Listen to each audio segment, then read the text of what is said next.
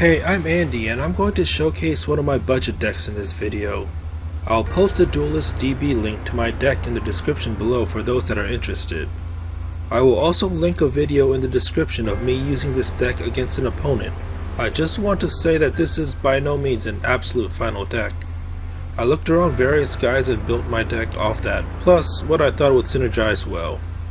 I am by no means a pro player, just a person who doesn't have the best of the best kinds of cards and plays with what I have available. I am currently ranked 16 just by doing dailies for a few weeks now, and I have been using nothing but my budget decks. I would say to use this as a reference and change things accordingly. Also, each faction has multiple themes to play around with: range, provoke, backstab, etc. This just focuses on one theme. Now that said, I'll go through each card choice and give you the spirit cost at the end. If you haven't seen the thumbnail, then the thumbnail will also give a range of the spirit cost because of the two cards that I will mention last.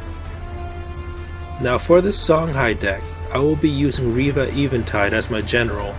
The idea behind this deck is to distance yourself from the opposing generals and their minions, and snipe them with either spells or ranged minions. I have included Inner Focus because it gives a way to position freshly summoned minions so that they possibly won't get killed the next turn or to do additional damage. Mana Vortex is important since almost half the deck are spells. Blood Rage Mask is in there for the same reason. You have a lot of spells, so you might as well do damage while you cast them. Mist Dragon Seal is also a must-have for my deck, since it lets you position your minions farther away from the enemy. Saber Spine Seal is a quick way to boost an attack for one turn.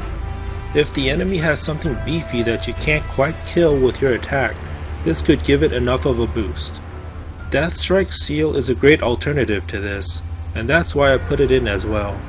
If the enemy is playing annoying tanky minions, you put this on a ranged minion and 1 damage is all it takes to take the tanks down. Now I put Healing Mystic in because it's such a great support. It can heal wounded minions as well as the general. I put Jaxi in because of the dying wish of summoning a ranged 1/1. It could backfire though by spawning in a corner you don't want it to. However, it is a credible threat and the ranged 1/1 could be devastating if left unintended. Phoenix Fire is in for the quick kill spells, or if you just want to damage the enemy general. Primus Fist is great because of the opening gambit. It might not attack this turn, but it will give 2 attack to someone that could attack. I put in Veil Hunter because it's easy to drop and position. It's cheap and doesn't require any spirit to make it. Blaze Hound is a double-edged sword. With this deck, you might run out of cards really fast, and this is one of the few card draw sources in the deck. Killing Edge is great because it mainly gives 4 attack. I would cast this on one of my ranged minions to make it deadly. Repulsar Beast is in there just to remove dangerous enemy minions out of the way so you don't have to deal with it until it gets close again. But by then you should be able to take care of it with other spells and minions. Widowmaker is in this deck because it doesn't require spirit and it's ranged. Four Winds Magi is a great card to include in this deck because, like I said before, the deck is almost half full of spells. This will let you gain health while attacking the general, while buffing your creatures with the spells you play. Now the last 2 cards are optional, and you can replace them with cheaper cards, since combined, the 2 cards required 1250 spirit to make. Heaven's Eclipse is good because it lets you draw spell cards, and this deck is full of them. The last card on the list is Spiral Technique.